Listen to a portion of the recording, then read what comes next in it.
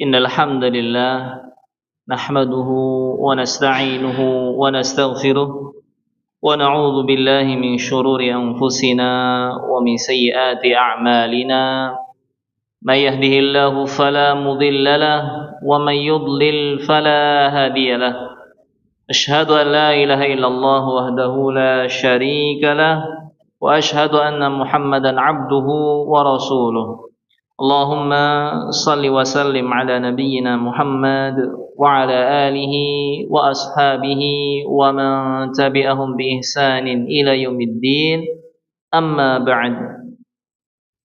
Bapak-bapak, ibu-ibu, hadirin hadirat, kaum muslimin, kaum muslimat, rahimani wa rahimakumullah. Pertama-tama tak lupa kita untuk senantiasa memanjatkan puji syukur kehadirat Allah Subhanahu wa taala. Kita senantiasa meminta pertolongan kepada Allah Subhanahu wa taala untuk segala kemudahan urusan kita. Kita tidak lupa pula untuk senantiasa memohon ampunan kepada Allah Subhanahu wa taala atas dosa-dosa kita. Kita juga meminta perlindungan kepada Allah Subhanahu wa taala terhadap kejahatan jiwa-jiwa kita dan juga dari keburukan amal perbuatan kita. Barang siapa yang diberikan hidayah oleh Allah Subhanahu wa taala, niscaya tidak ada seorang pun yang dapat menyesatkannya.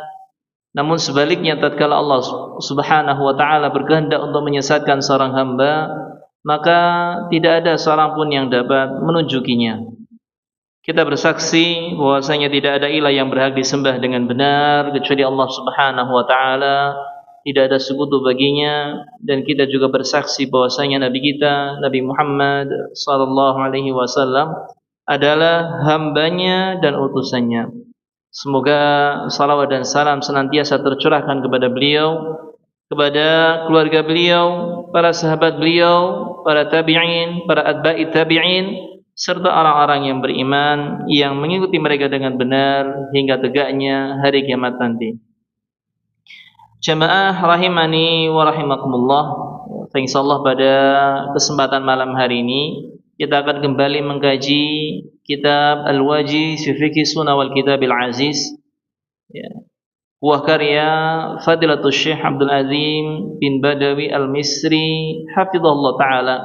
Sebuah kitab fikih yang berisi pembahasan-pembahasan permasalahan fikih yang disertai dengan dalil-dalil yang sahih insyaallah subhanahu wa taala, baik dari Al-Qur'an dan juga dari hadis-hadis Nabi sallallahu alaihi wasallam, sehingga lebih menambah keyakinan kita sebagai seorang muslim ketika akan mengamalkan.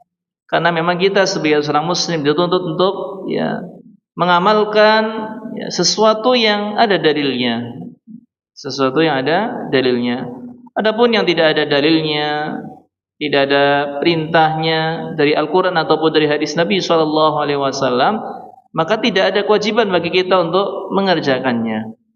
Ini hendaknya kita senantiasa pahami sebagai seorang muslim. Ibadah kita hendaknya dibangun di atas dalil. Walaupun memang terkadang dalil antara satu ulama dengan ulama yang lain itu bisa saja beda persepsi, beda penilaian, sehingga kadang-kadang ada orang yang berpendapat demikian, ada orang yang berpendapat demikian. Ini tidak masalah. Yang penting kita berusaha untuk senantiasa melandasi apa yang kita lakukan itu dengan dalil, sesuai dengan kemampuan yang kita dapatkan dari Allah Subhanahu wa taala di dalam memahami dalil. Dan kalau kita tidak mampu, maka kewajiban kita adalah mengikuti orang yang kita yakin dia adalah orang yang amanah, orang yang kredibel di dalam ilmu, Jamaah rahimani wa rahimakumullah. Dan pembahasan kita masih di seputar Kitabus Shiyam, kitab tentang puasa yang pada pertemuan sebelumnya, kesimpulan pembahasan terakhir yang kita sampaikan bahwasanya kita berpuasa hendaknya mengikuti pemerintah. Kita berpuasa hendaknya mengikuti pemerintah. Pemerintah tentunya yang diakui oleh seluruh warga negara. Yang diakui oleh seluruh warga negara. Itulah yang wajib kita ikuti. bukan istilahnya yang istilahnya hanya memimpin sebuah ya wilayah saja atau sebuah komunitas saja, sebuah organisasi saja, tidak. Ya, tapi hendaknya kita mengikuti ya istilahnya pemimpin yang memang ya, diakui oleh seluruh warga negara bahwasanya dia adalah seorang pemimpin ketika dia sudah menentukan tentang penetapan awal dan akhir puasa ya hendaknya kita mengikutinya.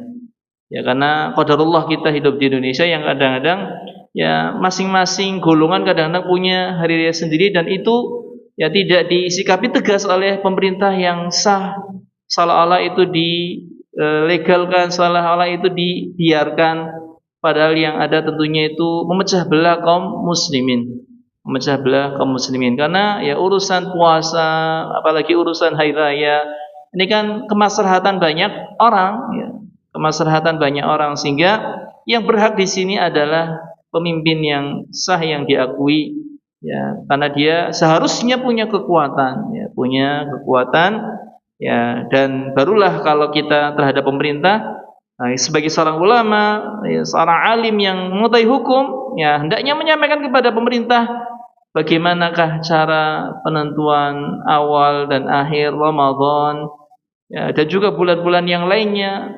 Bagaimana ya pandangan syariat tentang hal tersebut, yang benar itu bagaimana? Nah, baru di situ. Adapun kita sebagai rakyat, sebagai masyarakat, maka cukup kita di sini ketika berpuasa ya ngikuti puasanya pemerintah. Ya. Ketika kita berhari raya pun berhari raya mengikuti pemerintah. Karena dengan ini kita akan mendapatkan kenyamanan dan kebahagiaan yang totalitas dibandingkan kadang-kadang ada satu rumah yang ya, sudah hari raya, ada yang anggotanya di situ belum berhari raya. Ini masih satu rumah kadang-kadang berbeda. Ini kan tentu tidak ya nyaman, tentunya kurang ya di dalam kita bergembira di dalam hari raya. Wallahu ta'ala a'lam bishawab. Itu sekitar pembahasan yang sebelumnya dan kita melanjutkan pada pembahasan yang berikutnya. Ikhwafillah rahimani wa rahimakumullah. Disebutkan di sini oleh penulis hafizahullah taala terkait tentang orang-orang yang wajib berpuasa dan siapa sajakah yang dia mendapatkan keringanan ya, tidak berpuasa di bulan Ramadan. Syekh Hafizahullah taala beliau mengatakan di sini, ajma'al ulama ala annahu yajibu as-shaumu 'alal muslimil 'aqilil baligh as-sahihil muqim.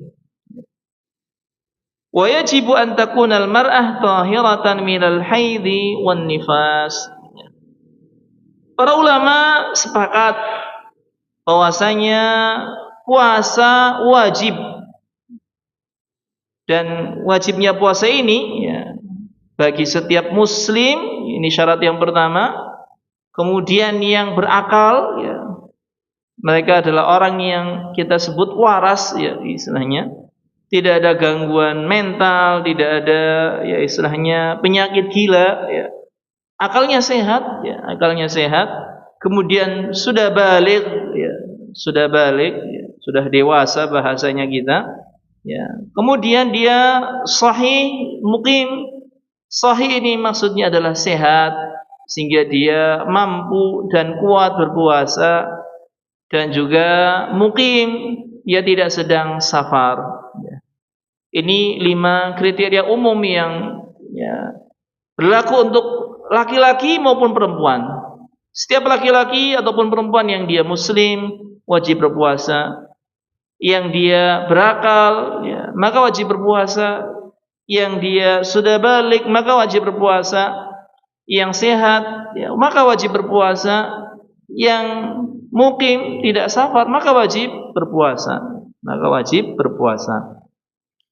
Adapun terkait perempuan di sini ada satu syarat tambahan ya, Bapak-bapak, ibu-ibu yang dimuliakan oleh Allah Subhanahu wa taala, ya terutama ibu-ibu di sini, bahwasanya seorang wanita ya, dia wajib berpuasa selama dalam keadaan suci, tidak sedang mengalami haid ataupun nifas ya, sebagaimana disebutkan di sini, wa yajibu an takunal mar'atu tahiratan minal haidhi wan nifas. Dan perempuan wajib puasa ketika dia suci dari haid dan nifas. suci dari haid dan nifas. Artinya, ikhwafillah rahimani wa rahimakumullah, seseorang yang tidak memenuhi persyaratan-persyaratan ini tidak wajib berpuasa. Seperti halnya orang yang masih kafir, belum masuk Islam, ya, maka tidak wajib berpuasa bagi mereka. Dan seandainya mereka berpuasa, puasanya tidak sah. Puasanya tidak diterima oleh Allah Subhanahu wa taala. Karena Islam adalah ya salah satu ya syarat supaya seorang itu amalnya diterima oleh Allah Subhanahu wa taala. Agama Islam satu-satunya agama yang diridhoi di sisi Allah Subhanahu wa taala. Sehingga orang kafir tidak punya kewajiban puasa, seandainya mereka puasa, ya, mereka tidak sah puasanya, ya, dan tidak diterima puasanya oleh Allah Subhanahu wa taala karena ya kehilangan syarat yakni seorang muslim, ya, seorang muslim. Ya, terkadang ada orang kafir yang kadang-kadang berpuasa ya karena ya mungkin ya kadang-kadang ungkapannya sebagai toleransi atau kadang-kadang pengen merasakan puasa yang dilakukan oleh orang-orang Islam. Karena mereka kan tidak punya ibadah seperti ibadah kita puasa yang ya alhamdulillah kalau puasa ya memang ini adalah janji Allah Subhanahu wa taala. Ketika di waktu berbuka puasa itu kita merasakan senang yang luar biasa ya, apalagi dengan ya banyaknya makanan yang diperjualbelikan yang kadang-kadang itu khasnya bulan puasa. Ya, itu kadang-kadang orang-orang kafir non muslim itu ingin merasakan juga ya. Sehingga kadang-kadang mereka di samping ya menikmati makanan, mereka juga ada yang istilahnya ikut juga berpuasa ya. Dari paginya ya, subuh sampai maghrib gak makan ya. Seandainya ada yang seperti itu, maka puasanya tidaklah sah, puasanya tidak diterima oleh Allah Subhanahu wa taala karena mereka tidak wajib. Kemudian orang yang berakal ya, sehingga kalau tidak berakal maka tidak wajib berpuasa ya. Utamanya di sini adalah orang gila. Orang gila mereka tidak punya kewajiban berpuasa, atau orang yang hilang akalnya barangkali istilahnya di sini tidak permanen atau istilahnya kumat-kumatan. Maka ketika di sepanjang hari ya atau bahkan dari awal hari ya, dia hilang akalnya ketika itu kumat, ya maka puasanya juga tidak wajib di situ, tidak sah, ya, tidak sah. Ya, ketika misalnya pas ya qadarullah kok kumat ya, atau memang orang yang biasa memang ndak istilahnya hilang akal di sini, cuman koma, yang komanya itu sepanjang hari, sebenarnya dia tidak gila. Cuman qadarullah pas di bulan Ramadan dia sakit sampai pingsan, hilang akalnya. Ya. Koma ya. Maka dalam keadaan seperti ini ya dia tidak punya kewajiban puasa memang. Hanya saja ya dia seperti halnya orang yang sakit, ketika nanti dia sudah sadar, sudah siuman, ya wajib untuk mengganti puasa di luar hari bulan Ramadan sesuai dengan jumlah hari yang dia tinggalkan. Nah, ini terkait tentang berakal ya. Dan maksud juga yang tidak berakal di sini barangkali anak kecil ya. Anak kecil yang belum tamyiz, belum bisa membedakan mana yang baik, mana yang buruk, mereka kan belum ada akal. Tentu lebih-lebih tidak wajib, apalagi ada syarat balik di sini. Bahwasanya yang wajib puasa adalah orang yang sudah balik. Kalau belum balik maka tidak ada kewajiban puasa ya. Walaupun anak ini sudah tamyiz. Tapi kalau belum balik maka tidak wajib puasa ya.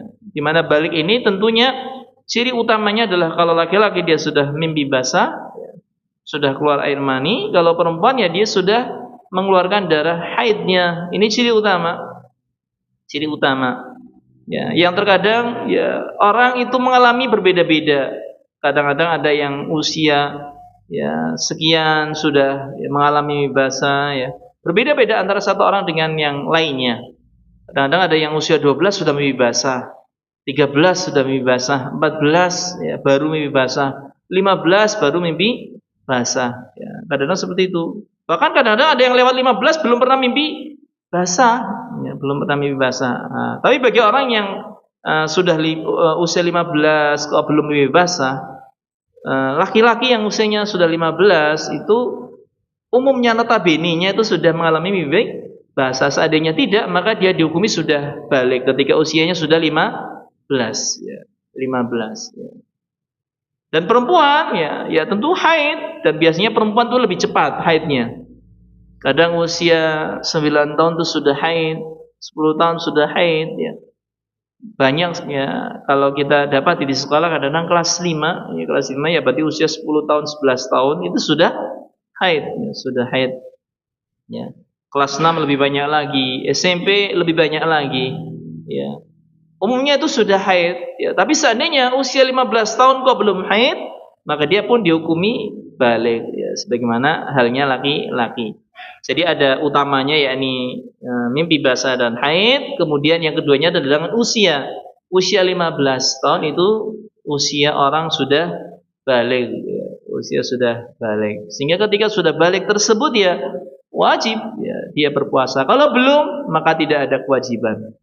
Tidak ada kewajiban puasa. Walaupun demikian nanti insyaallah ada keterangan tentang anjuran untuk kita memerintahkan anak-anak untuk berpuasa walaupun mereka belum balik, walaupun mereka belum wajib, tapi ada anjuran dan hukumnya sunnah bagi mereka ya. Nanti insyaallah akan ada penjelasan lebih lanjut.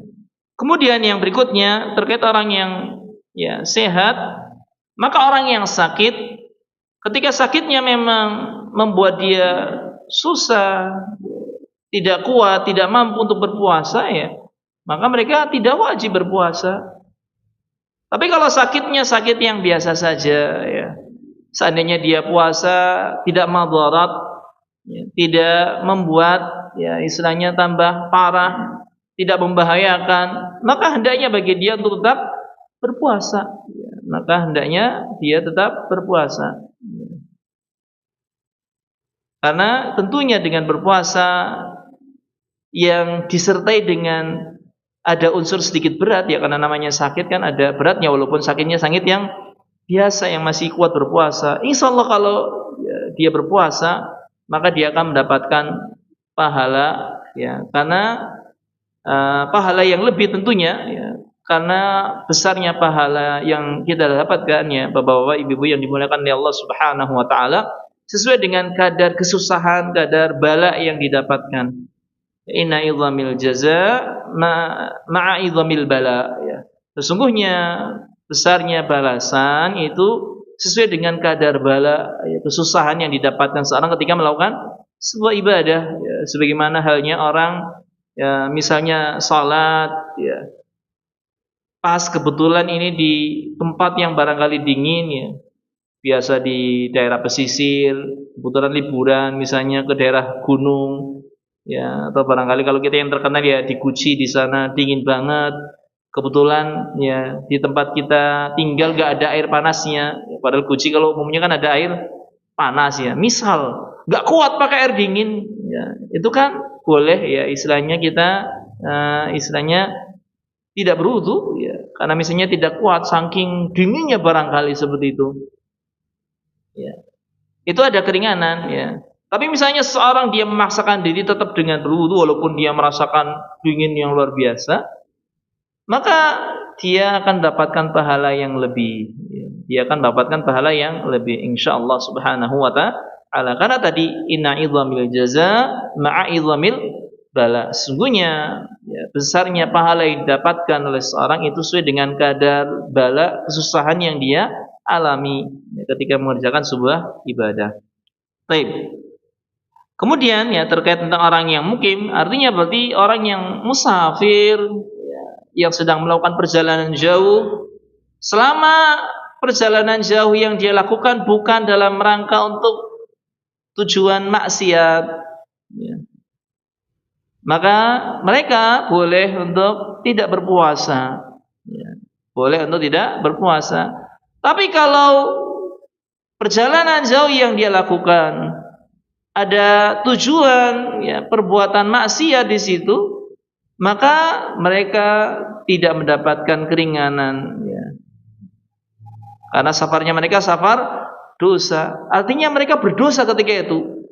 Walaupun kemungkinan orang-orang demikian yang enggak melaksanakan puasa, tapi dosanya double ya. ya, dosanya double dibandingkan dengan orang yang perjalanan jauh tujuannya untuk hal-hal yang biasa seperti barangkali untuk senang-senang ya, apalagi barangkali untuk mencari nafkah atau barangkali safarnya untuk ketaatan ya, seperti melaksanakan ibadah umrah di bulan Ramadan. Ini kan ada janji dari Allah Subhanahu wa taala yang mana orang yang umrah di bulan Ramadan itu pahalanya seperti haji bersama Nabi sallallahu alaihi wasallam ya. Kalau safar seperti itu ini diperbolehkan seorang itu tidak berpuasa, mendapatkan keringanan. Tidak wajib berpuasa ya, tidak wajib berpuasa.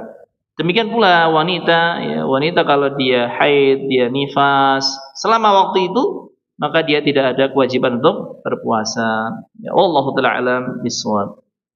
Bapak-bapak, ibu-ibu yang dimuliakan oleh Allah Subhanahu wa taala, selanjutnya Syekh Hafizahullah taala di sini menjelaskan tentang dalil-dalil supaya kita di sini ya mengetahui landasan ya tentang hal ini apa yang disampaikan oleh Syekh Hafizahullah taala dan kita merasa yakin dengan apa yang dijadikan pendapat beliau di sini ya. Yang pertama, beliau mengatakan amma adam wujubi ala ghairil akili wal balik. Adapun terkait tidak wajibnya orang yang tidak berakal dan orang yang belum balik mereka tidak wajib berpuasa. Dalilnya adalah sabda Nabi sallallahu alaihi wasallam ya, faliqaulihi sallallahu alaihi wasallam ya, Nabi sallallahu alaihi wasallam bersabda, rufi'al qalamu an salasah. Pena diangkat dari 3 golongan. Artinya mereka tidak punya kewajiban beramal. Dari 3 orang. 3 golongan ini mereka tidak punya kewajiban beramal. Ya, sampai hilang 3 sifat ya, pada 3 golongan ini. Yang pertama kata Nabi sallallahu alaihi wasallam, "Anil majnuni hatta yafiq." Dari orang yang gila sampai dia waras, sampai dia sadar dari kegilaannya. Ya, namanya gila kadang-kadang ada yang sifatnya permanen, ada yang sifatnya temporal ya. Permanen memang ya istilahnya nggak bisa disembuhkan seperti itu terus. Ada yang gilanya itu bisa disembuhkan ya. Buktinya ada rumah sakit jiwa yang memang menangani hal tersebut, ada psikiater-psikiater yang tugasnya memang untuk menyembuhkan orang-orang yang gila. Kadang-kadang ada yang bisa sembuh kegilaan itu. Maka ketika sudah sembuh, dia wajib berpuasa. Tapi selama masih gila, mereka tidak punya kewajiban untuk berpuasa. Ya, berpuasa. Ya. Baik. Kemudian wa'anin naimi hatta yastayqid. Dari orang yang tidur sampai dia bangun. Ini misalnya ada orang tidur sepanjang hari, ya, nggak bangun-bangun. Ya. Maka orang yang demikian tidak ada kewajiban berpuasa di hari itu. Atau misalnya bangun-bangun tapi ya tinggal berapa jam barangkali dan dia tidak mendapati waktu niatnya puasa ya. Barangkali ketika mau tidur nggak ada niat, terus kebablasan ya misalnya tidur, padahal ya niat itu masuk rukun puasa ya. Orang yang ketika di pagi hari nggak punya niat puasa maka puasanya tidak sah ya. Ini terkait tentang puasa Ramadan, nanti ada pembahasan tentang tabyitun niat. Ya, berniat puasa di malam hari dan batasnya adalah sebelum fajar, sehingga kadang-kadang ada yang menganjurkan hendaknya sebelum tidur orang itu meniatkan berpuasa ya, bahkan sampai ada sebagian kaum muslimin kita yang mempraktekkan niat puasa bareng-bareng setelah salat ya tarawih ya, dengan dikomando misalnya oleh seorang imam, seorang kiai di situ. Ada yang sampai demikian ya. Tapi sebenarnya niat itu perkara yang mudah ya. Cukup kita menghadirkan di dalam hati kita bahwasanya kita itu mau berpuasa, tidak perlu istilahnya yang sampai dikomando. Cukup masing-masing kita ya. Bahkan ya kita nggak ngucapin apapun, tapi di dalam hati kita sudah ada kerentek yang muncul bahwasanya kita mengerjakan sesuatu, itu sudah termasuk niat. Ya barangkali ibu-ibu ya sudah menyiapkan makanan yang disiapkan untuk berbuka untuk makan sahur, itu pun sudah termasuk niat ya. Sudah termasuk niat. Ya. Jadi tidak perlu istilahnya kita membuat repot diri kita, apalagi sampai dengan harus menggunakan lafaz-lafaz yang tertentu misalnya Ya, ini tidak perlu, ya, apalagi harus dikomandoi misalnya. Ini juga termasuk bentuk takalluf di dalam beribadah. Ya. Wallahu ta'ala alam bishawab. Ya. Kemudian yang berikutnya di sini ya, dan masuk permasalahan tadi ya, orang yang tidur juga tadi yang kita sebutkan, semisal orang yang koma ya, orang yang ya dia pingsan di situ, maka tidak ada kewajiban puasa bagi mereka ya. Baik. Kemudian ya, yang ketiga, wa anis sabiyyi hatta yahtalim, dari anak kecil sampai dia mimpi basah ya. Sampai dia mimpi basah. Artinya kalau sudah mimpi basah ya dia wajib puasa. Tapi kalau belum, maka mereka ya terangkat pena, tidak wajib. Tidak wajib. Ya, ini 3 golongan yang tidak wajib puasa: orang gila sampai dia sembuh dari gilanya, orang yang tidur ya sampai dia sadar bangun ya. Karena orang tidur kan hilangnya akalnya ya, lepas istilahnya ya. Yang bisa saja Allah Subhanahu wa taala lepas totalitas, atau Allah kembalikan lagi. Kalau totalitas berarti dia akhirnya meninggal dunia. Kalau dia dikembalikan maka dia bisa bangun kembali ya. Sehingga benarlah ungkapan bahwasanya tidur itu akhul maut, saudaranya kematian, saudaranya kematian ya. Bedanya kalau mati itu tidak dikembalikan, kalau tidur terus bangun lagi itu dikembalikan. Kembalikan. Dan dari anak kecil yang dia belum mimpi basah, kalau sudah mimpi basah maka dia wajib untuk berpuasa. Ini hadis yang derajatnya sahih. Baik. Kemudian bapak-bapak, ibu-ibu yang dimuliakan oleh Allah Subhanahu wa taala, di sini ada penjelasan dari Fadilatul Syekh hafizallahu taala terkait tentang anak kecil ya. Yang tadi kita sebutkan bahwasanya anak kecil ya tidak wajib berpuasa sebagaimana Nabi sallallahu alaihi wasallam pun menegaskan. Tapi Syekh hafizallahu taala di sini mengatakan sebuah penjelasan, wa yustahabbu li waliyis sabiyyi ay ya'muru bis-siyam ma ta'ataqahu liyatamarranna alaihi. Ya. Dianjurkan bagi wali anak kecil ya, orang tuanya, atau barangkali kalau orang tuanya sudah meninggal ya, maka wali yang ya memeliharanya, yang menjaganya ya, baik simbahnya atau barangkali pakdenya, budenya atau pamannya di situ, umnya, ataupun siapa saja yang barangkali ya mengangkat anak ini menjadi anak asuhnya di sini, dia adalah orang yang ya bertugas untuk menjaga dia dan mendidik dia dan membimbing dia. Maka dianjurkan bagi mereka untuk ya memerintahkan anak-anak untuk berpuasa tatkala kita melihat anak ini sudah mampu. Anak ini sudah mampu ya. Karena memang puasa itu ibadah yang kategorinya berat. Kalau tidak dilatih, tidak dibiasakan, itu akan sulit. Orang dewasa saja ya, yang tidak berpuasa lalu ketemu Ramadan ujuk-ujuk ya kaget, misalnya nyantai terus biasa, kemudian kok loh sudah ada pengumuman besok ya istilahnya 1 Ramadan ya. Ini kadang-kadang di awal Ramadan aja sudah ya istilahnya kewalahan ya, kadang-kadang ya Allah berat sekali ya. Ini hari pertama biasanya. Hari pertama, kedua itu kadang-kadang masih merasa berat. Baru hari ketiga yang kadang-kadang sudah ya slow. Ini kalau yang tidak pernah latihan, nggak pernah mengerjakan puasa sunnah, makanya ada anjuran kita untuk berpuasa sunnah ya, sebagaimana Nabi sallallahu alaihi wasallam pun mengerjakan puasa sunnah di bulan Sya'ban. Bahkan disebutkan bahwasanya tidaklah ada sebuah bulan yang hampir-hampir Nabi sallallahu alaihi wasallam berpuasa sebulan penuh di luar bulan Ramadan kecuali bulan Sya'ban ya, karena dalam rangka tadi latihan. Ya, ketika sudah ya, Sya'ban ini sudah kuat, biasa sudah puasa, sudah kita ya merasa enjoy, tidak merasa berat, sehingga ketika Ramadan kita ya kayak biasa aja.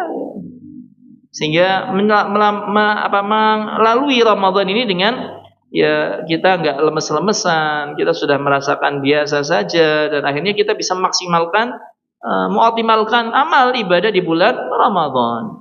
Ya, mengoptimalkan di bulan Ramadan ini tujuannya, ya, tujuannya dilatih. Anak kecil pun seperti itu, butuh latihan. Ya. Dan juga untuk menanamkan dalam benak mereka bahwasanya puasa Ramadan itu sesuatu yang wajib. Jangan sampai karena kita kasihan kepada anak-anak, tidak tega, akhirnya ya nggak pernah dilatih puasa, sampai besar mereka kadang-kadang ada yang nggak kenal ibadah puasa, ya apalagi dengan pergaulan yang semakin ya bebas, terkadang seperti itu, sekolahnya di sekolah umum, pelajaran agamanya kurang ditekankan, sehingga seolah-olah mereka kadang-kadang ya bulan Ramadan itu bulan biasa, bukan bulan ibadah, bukan bulan puasa, ya ini kadang-kadang karena kurangnya latihan. Makanya wajib bagi kita orang tua yang punya tanggungan anak, ya kita punya tanggung jawab di situ. Kita perintahkan anak-anak kita untuk berpuasa, ya, untuk berpuasa. Tatkala kita melihat ya anak kita itu mampu, ya sudah bisa lah ya menahan lapar ya dari mulai subuh sampai dengan waktu maghribnya. Dan ya yang benar di sini adalah kita melatihnya berpuasa penuh. Kita melatihnya berpuasa penuh. Ya karena namanya puasa kan bukan ibadah yang terbagi-bagi dalam waktu. Ya. Jangan istilahnya kita membiasakan melatih anak tapi sebagian puasa, misalnya sampai beduk aja. Terus nanti selanjutnya ya makan lalu puasa lagi misalnya. Ini hendaknya dihindari. Ya kalau memang kita lihat anak kita belum mampu, ya biasa saja, enggak usah enggak usah dipaksa puasa, tinggal ya dikasih tahu penjelasan dulu, nanti sampai dia sudah kira-kira mampu baru kita ya istilahnya ya ajak untuk berpuasa penuh 1 hari. Ini yang lebih tepat, ya pendapat yang lebih pas, walaupun ada pendapat yang memperbolehkan istilahnya ya enggak masalah, namanya latihan ya kuatnya separuh ya separuh dulu, nanti dilanjutkan lagi misalnya. Tapi yang lebih pas insyaallah subhanahu wa ta'ala adalah tadi yang puasanya itu penuh, karena puasa itu ibadah yang ya utuh, bukan bagian-bagian ya. Utuh ya. Memang waktunya dari subuh sampai maghrib ya. Agar jangan sampai ada kesalahpahaman pada anak, oh puasa boleh sampai beduk aja. Kadang-kadang ada kesalahpahaman seperti itu sampai dia dewasa ngertinya ya kalau anak kecil puasanya boleh sampai beduk. Padahal namanya puasa enggak ada puasa beduk. Ya namanya puasa dalam syariat Islam. Kalau kita lihat di kitab-kitab para ulama, ya namanya puasa ya dari subuh sampai dengan maghrib. Ini kadang-kadang yang ya, kurang ditekankan di dalam pendidikan anak untuk puasa di sini. Ya, untuk puasa. Hendaknya kita tadi utuh. Wallahu ta'ala alam bissawab. Kemudian yang berikutnya, ikhwafillah rahimani wa rahimakumullah, disebutkan pula di sini keterangan iqtidaan bi fi'lis sahabah radhiyallahu anhum bisibiyanihin.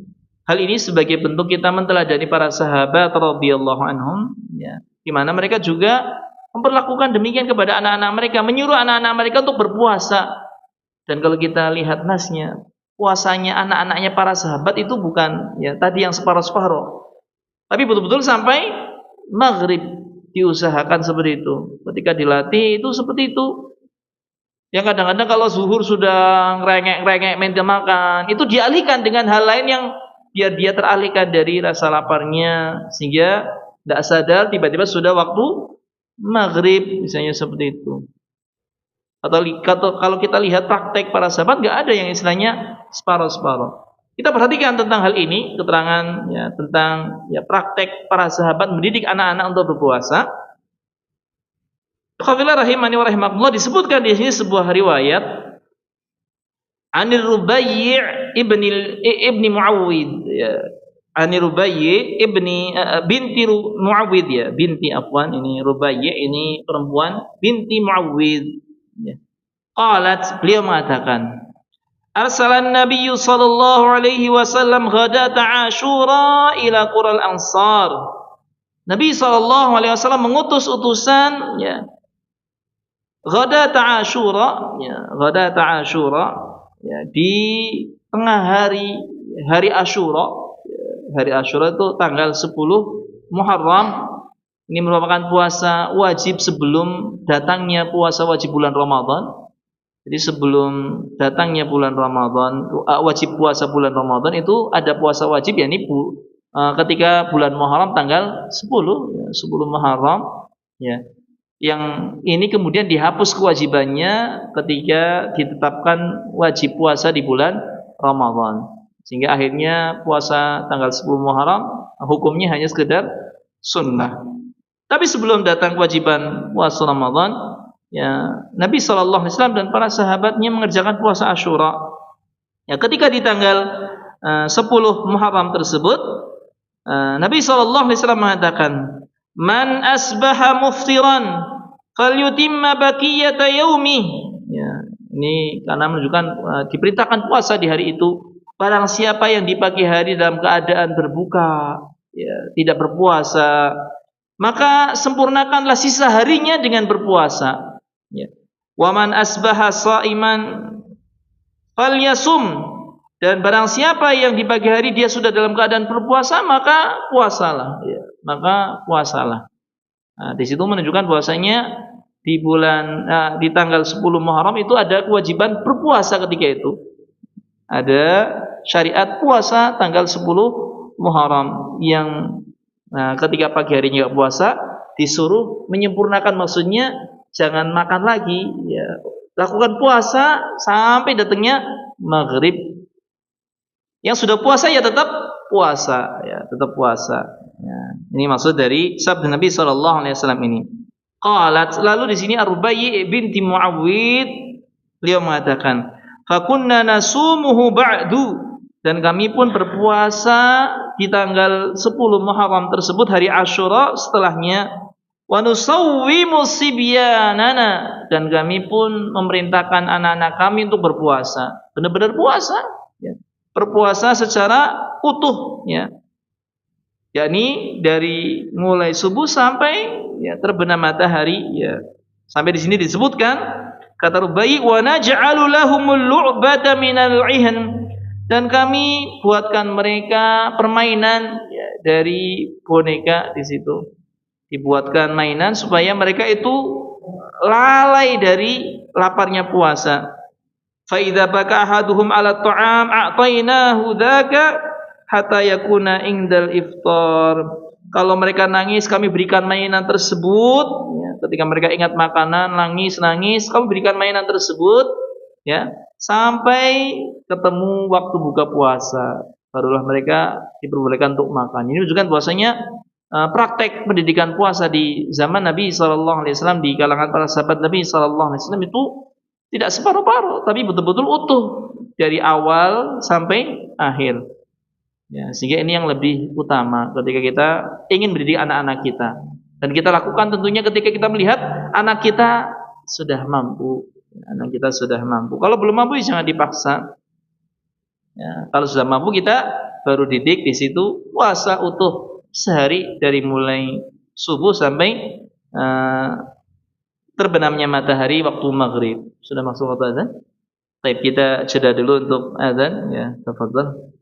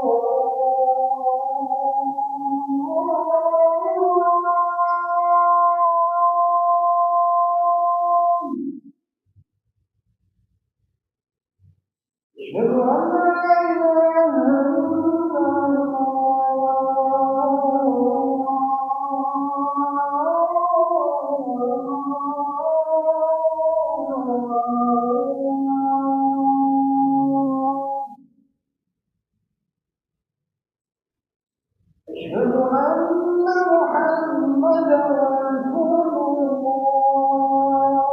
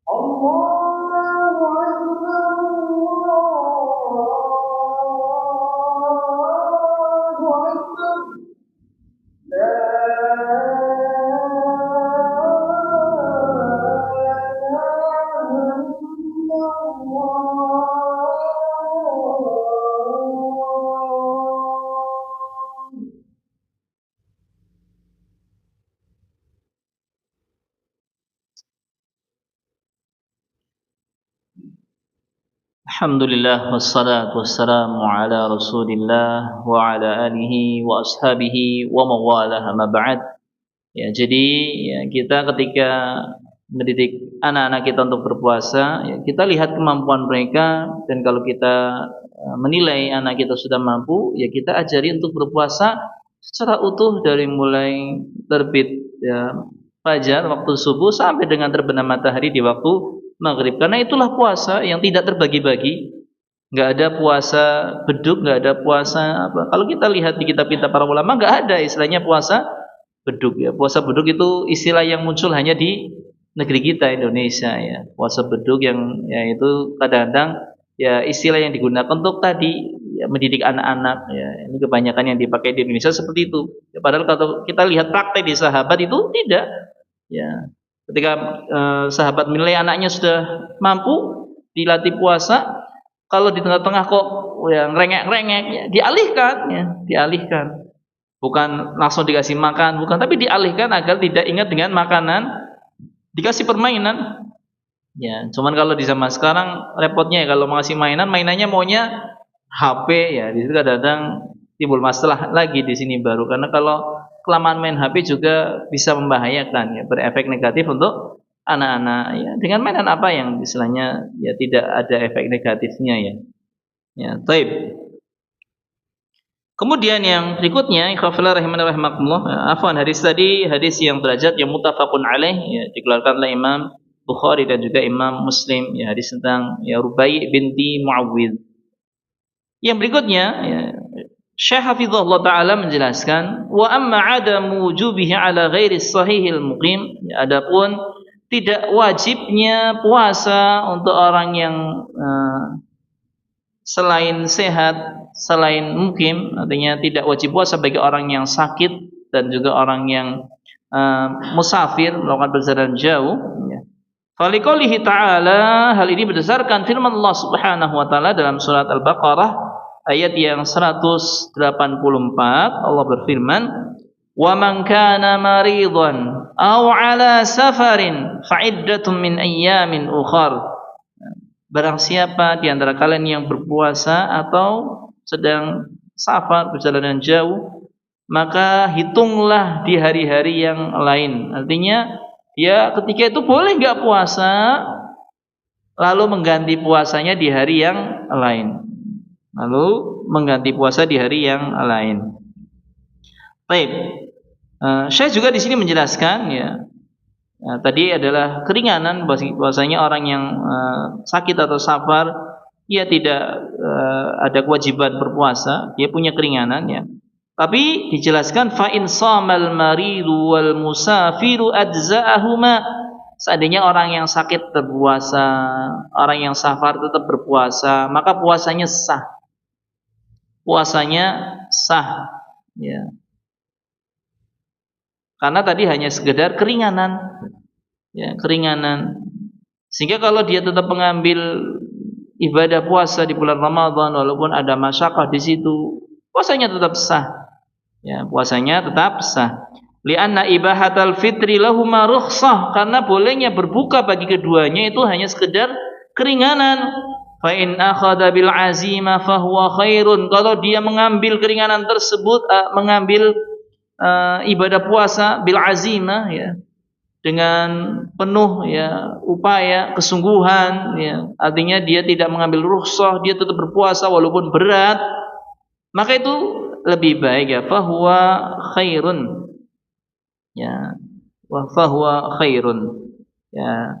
Ini terkait tentang orang yang sakit ya dan juga orang yang safar, itu boleh kalau puasanya sah. Tapi kira-kira mana yang lebih baik?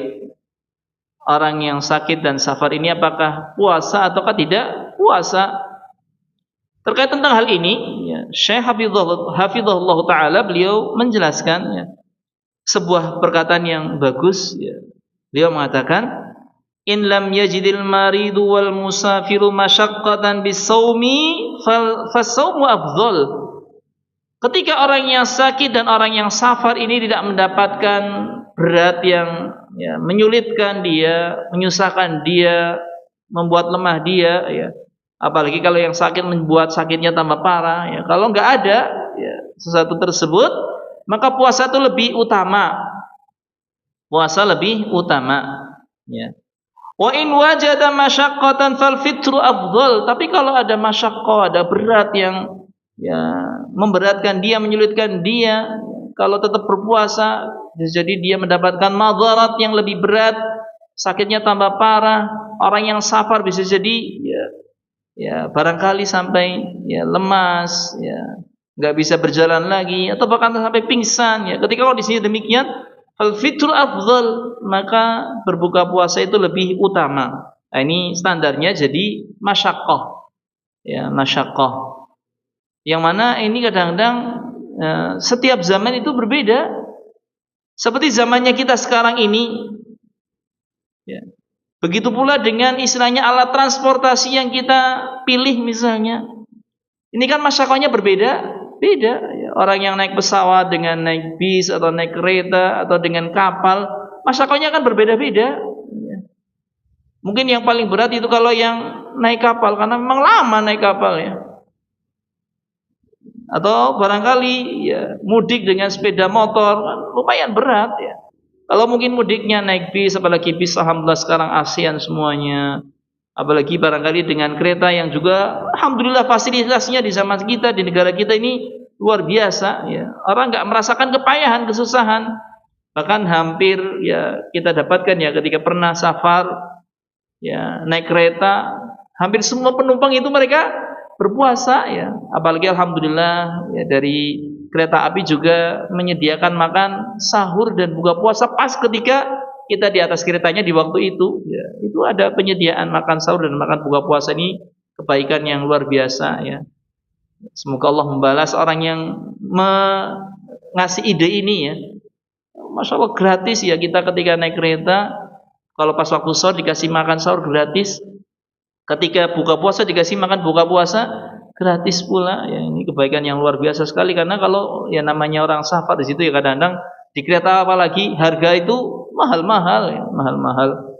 Apalagi kalau kita pas statusnya masih jadi santri pelajar, itu kan uang itu kadang-kadang pas-pasan ya. Alhamdulillah ada gratisan ya, ini masya Allah luar biasa sekali ya.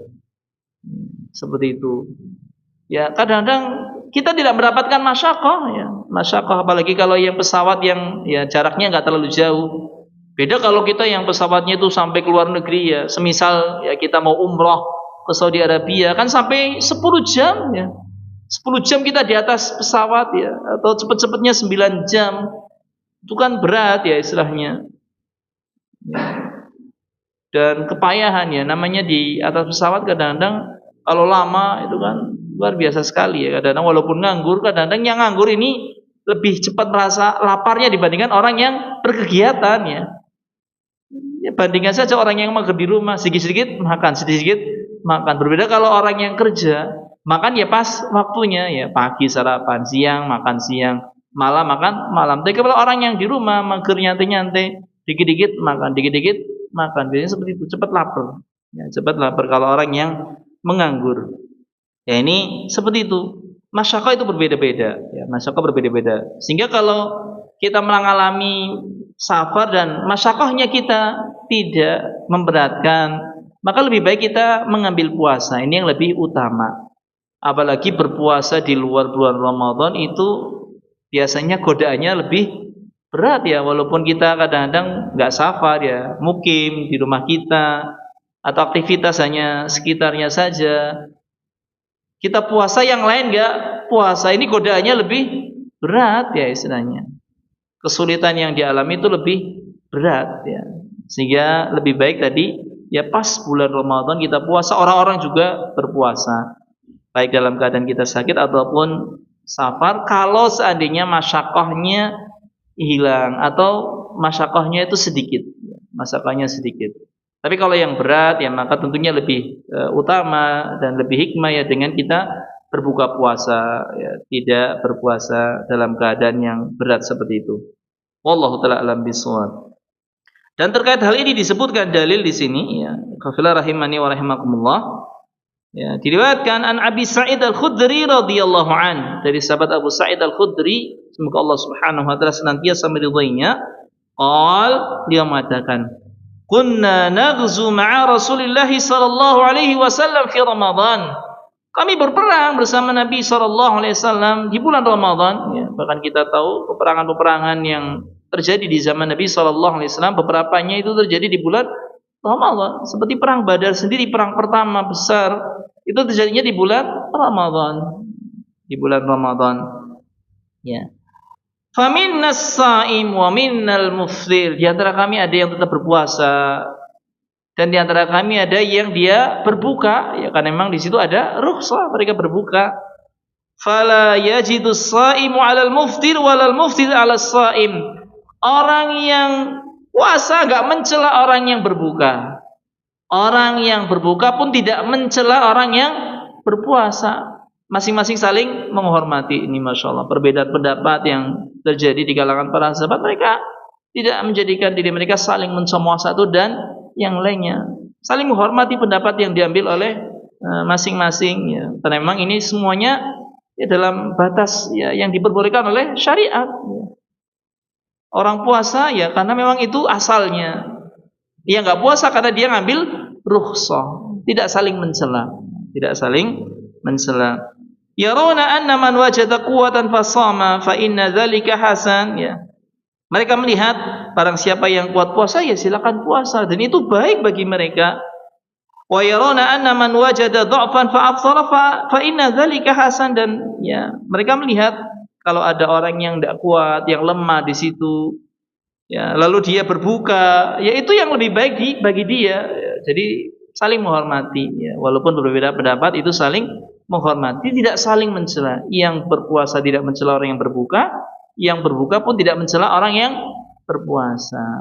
Wallahu ta'ala alam bishawab. Ini terkait tentang keadaan orang musafir dan juga orang yang ya, sakit di sini. Ya, mana yang lebih baik bagi mereka, puasa atau tidak? Ya, wallahu ta'ala alam bishawab. Ini saja yang dapat kami sampaikan pada kesempatan malam hari ini. Adapun pembahasan yang terkait tentang ya, wanita yang haid dan nifas, demikian pula nanti ya, ketika orang yang memang sakitnya parah, menaun, atau barangkali orang yang jompo sudah tua renta, bagaimana keadaan puasa bagi mereka? Insyaallah kita akan bahas pada pembahasan yang berikutnya biidznillah subhanahu wa ta'ala. Barangkali ada yang ditanyakan, kami persilahkan.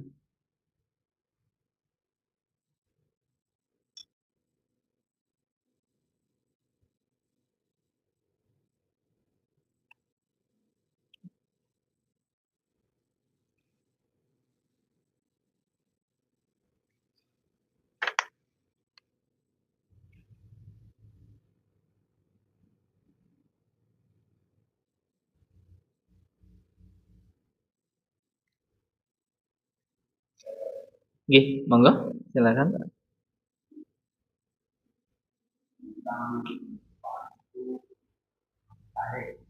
Batas akhir. Nah.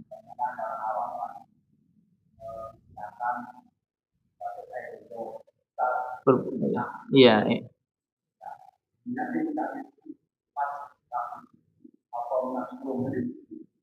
Nggih. Nggih, Masya Allah, barakallahu fikum. Ya terkait tentang yang dipahami oleh orang-orang zaman sekarang yang ada disebut dengan imsak, dari sisi syariat ini nggak ada ketentuan, ya, nggak ada syariat imsak di situ. Ya, imsak ya harusnya ya pas ketika azan. Ya kita tidak makan tidak minum ya ketika sudah terdengar azan. Ya, ketika memang sudah masuk waktu subuh. Adapun sebelum waktu subuh ini bebas, kita masih boleh makan, minum, ya. Hanya saja orang membuat istilah imsak hanya untuk kehati-hatian, kehati-hatian saja. Tapi sebenarnya bukan sesuatu yang disyariatkan di sini. Kalau hanya sekedar sikap kehati-hatian itu tidak masalah, boleh-boleh saja, tidak masalah. Tapi terkait tentang waktu sahur yang paling utama itu yang mendekati waktu subuh. Ya, sekitar baca 50 ayat. Nabi SAW makan sahurnya tuh sekitar 50 ayat sebelum waktu subuh, makan sahur di situ. Ya kisaran setengah jam sampai 15 menit sebelum subuh makan, ya makan. Dan berhentinya makan itu kalau sudah memang masuk waktu subuh, dikumandangkan azan. Kalau bahasa hadis itu zaman dahulu, zaman Nabi SAW, muadzin itu ada dua. Ada azannya Bilal sama adanya Abi Mahdurah. Abi Mahdurah, ya. Kalau azannya Bilal ini adalah fajar kadzib, artinya fajar pertama, ya, yang di situ masih boleh makan dan minum. Itu azannya Bilal. Yang kadang-kadang fungsinya untuk bangunin orang yang belum bangun, ya, biar bangun, ya, mereka bisa sholat malam dan juga makan sahur di situ, ya, makan sahur. Lalu kita diperbolehkan makan sampai azannya Abi Mahdurah. Kalau sudah azannya Abi Mahdurah, maka itu artinya sudah masuk waktu subuh yang tidak boleh kita makan di situ. Tidak boleh makan di situ. Harus berhenti ketika itu. Ya, kita makan ya hanya yang sudah kita makan masuk, ya kita telan, ya, tidak perlu dimuntahkan.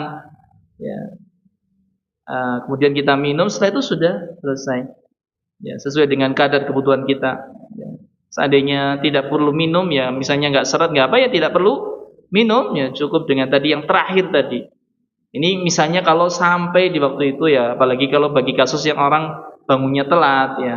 Tapi kalau yang tidak bangun telat memang lebih hati-hatinya tadi mengambil, ya, jarak istilahnya, tidak mepet-mepet sehingga tidak gugup istilahnya. Tapi hendaknya kita mengakhirkan, ya, mengakhirkan sahur, jangan makan sahur itu masih lama, ya, karena beberapa masyarakat praktek, ya, jam 1 bangun, makan sahur, tidur lagi, nanti sampai subuh baru bangun, ya, salat subuh, kadang-kadang subuhnya kelewat, ya. Yang akhirnya jam 7 pagi sudah keroncongan, sudah kelaparan, ya, ini tidak pas. Ya, sahur, ya, sunnahnya diakhirkan. Sahur sunnahnya diakhirkan. Tapi terkait tentang waktu imsak, tidak ada ketentuannya di dalam syariat. Imsak itu ya ketika sudah azan, ya. Sudah azan. Adapun yang 10 menit sebelum azan, kemudian diyakini kalau sudah imsak nggak boleh makan, kalau makan puasanya batal. Ini kan ada yang sampai seperti itu, ya. Karena nggak ngerti, misalnya kalau sudah ngung nggak boleh makan, misalnya di situ. Akhirnya diyakini bahwasanya batas waktu puasa itu setelah ngung. Kalau sudah ngung nggak boleh makan. Ini kan juga kesalahan. Padahal batasnya nggak boleh makan itu kalau sudah azan. Tapi kalau hanya sekedar untuk kehati-hatian, itu tidak masalah. Ya, wallahu taala alam bishawab. Ada yang lain barangkali?